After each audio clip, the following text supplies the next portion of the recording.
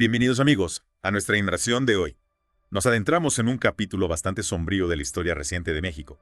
Preparaos para explorar el misterio de la masacre de San Fernando de 2010. Un suceso que sin duda conmocionó al mundo y que nos obliga a confrontar la brutal realidad del crimen organizado y cómo afecta a los más vulnerables, aquellos que buscan una vida mejor. Totalmente. Hablamos del asesinato de 72 migrantes, en su mayoría de Centroamérica y Sudamérica, a manos del cartel de los Zetas en Tamaulipas. Un auténtico rompecabezas de horror, ¿verdad? Intentaremos descifrarlo juntos.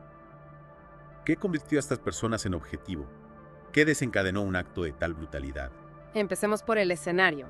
San Fernando, en Tamaulipas. Cerca de la frontera con Estados Unidos, este sitio se ha convertido en un punto lamentablemente estratégico para el narcotráfico.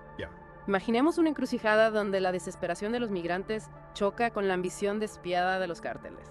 Una mezcla explosiva, sí.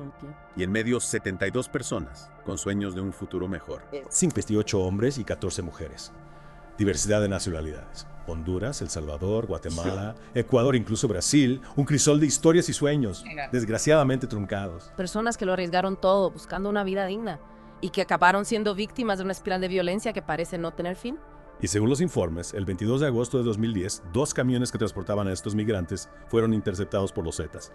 Podemos profundizar en quiénes son los Zetas, más allá de un cartel violento que los caracteriza. Los Zetas son conocidos por su extrema crueldad. En sus inicios eran exmilitares. Desertaron para unirse al cartel del Golfo, pero luego se independizaron, sembrando el terror por todo México. Su sello, digamos, es la brutalidad sin límites. Da miedo, ¿no? ¿Y a estos migrantes qué les pasó tras la interceptación? Los retuvieron.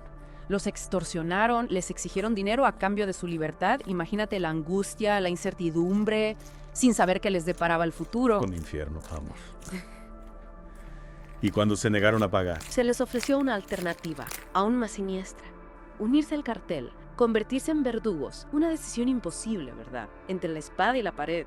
Y es que se negaron a formar parte de esa maquinaria de violencia. La respuesta fue la barbarie. Los ejecutaron a sangre fría, disparados por la espalda, abandonados en una pila, como si sus vidas no valieran nada. Una imagen terrible que nos recuerda la deshumanización que hay tras la violencia. Pero hay historias de resistencia.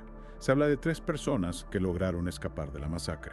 3 supervivientes que se convirtieron en testigos clave, voces que rompieron el silencio, para arrojar luz sobre este crimen tan atroz. ¿Qué sabemos de ellos? ¿Quiénes eran? Un ecuatoriano, Luis Freddy Lala Pomavilla, un hondureño y un salvadoreño.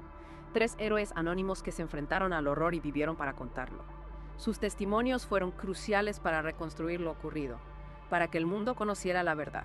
Sus relatos son escalofriantes, pero al mismo tiempo un rayo de esperanza en medio de la oscuridad. Gracias a ellos podemos intentar comprender mejor lo que pasó en San Fernando. Claro, imaginemos por un momento el valor que se necesita, no solo para sobrevivir a algo así, sino para tener la entereza de compartirlo con el mundo, con la justicia. Su valentía nos recuerda que incluso en las situaciones más extremas, la esperanza y el coraje pueden prevalecer. Y hablando de justicia, la investigación de este caso se antojaba compleja desde el principio. Las autoridades mexicanas se encontraron con un escenario dantesco. La magnitud de la masacre, la dificultad para identificar a las víctimas, la presión internacional y encima la propia investigación se vio afectada por la violencia. Uno de los investigadores apareció decapitado, una muestra más del poder y la impunidad del crimen organizado. Una espiral de violencia que parece no tener fin. ¿Qué avances se lograron a pesar de los obstáculos? Gracias a los testimonios de los supervivientes, se pudo identificar a algunos responsables. 8 sospechosos fueron capturados y otros 6 murieron en enfrentamientos con las autoridades. Pequeños pasos hacia la justicia en un camino muy largo y difícil. Pequeños pasos, pero pasos al fin y al cabo. La masacre de San Fernando no solo conmocionó a México, sino que provocó indignación global. Organizaciones internacionales, líderes mundiales, la sociedad civil. Todos condenaron este acto y exigieron justicia. La ONU, la OEA, los presidentes de Ecuador, El Salvador, Guatemala, Honduras, Venezuela.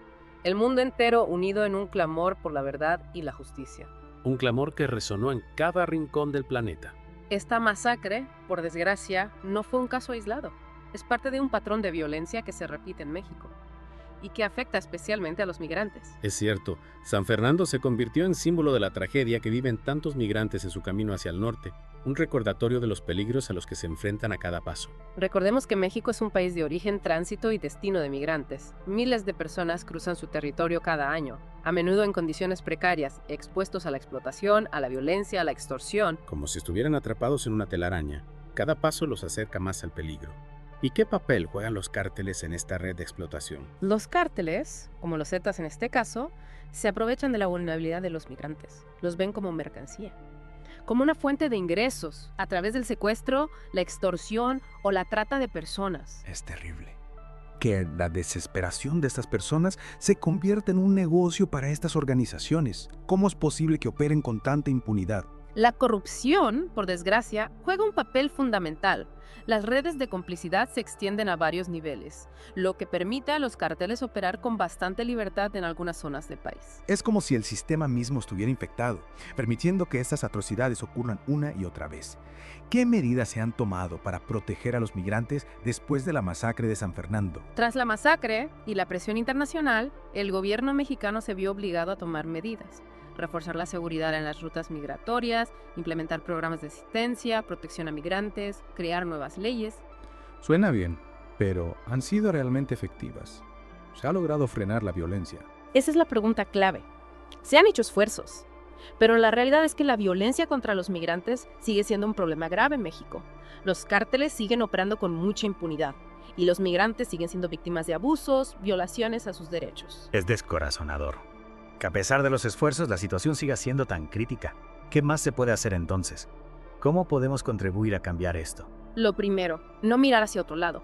Informarnos, conocer la realidad de la migración, los desafíos que enfrentan, romper con los prejuicios y los estereotipos. Es decir, no solo indignarse, sino comprender a fondo el problema para actuar de manera efectiva. Exacto. Y también podemos apoyar a las organizaciones que trabajan por los derechos de los migrantes. Hay mucha gente, muchos colectivos luchando por un mundo más justo, donde la migración sea un derecho, no un riesgo. Apoyar a quienes están en el terreno, luchando por un futuro mejor. ¿Y qué hay de las causas? ¿Qué impulsa a estas personas a emprender un viaje tan peligroso? Esa es una pregunta fundamental.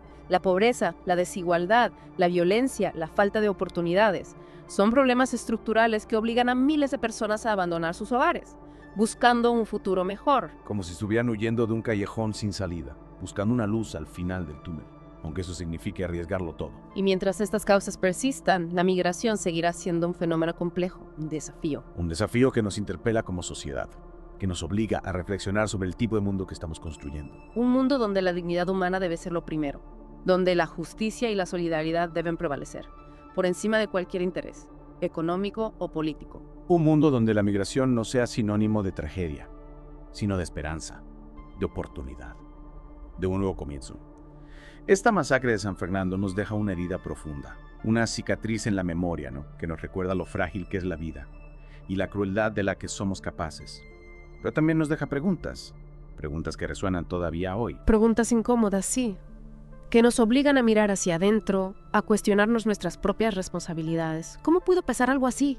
¿Cómo puede un grupo criminal actuar con tanta impunidad en una zona que se supone está controlada? Es como si hubiera un velo de silencio que protege a los culpables, que les permite actuar en la sombra sin miedo a las consecuencias. La corrupción, la falta de transparencia, la complicidad de algunos, todo eso contribuye a crear un caldo de cultivo, para la impunidad. Y en medio de esa red, las víctimas, que se convierten en números, en estadísticas. Una tragedia que muchos prefieren olvidar. Pero no podemos permitir que el olvido se instale. Recordar a las víctimas, honrar su memoria, es una forma de resistir, de luchar contra la impunidad. Mantener viva la llama de la justicia, exigir respuestas, no solo para las familias, sino para toda la sociedad. Totalmente. La justicia no es solo castigar a los culpables, es también reparar el daño, reconstruir el tejido social, el que ha sido roto por la violencia. Y prevenir, evitar que estas tragedias se repitan.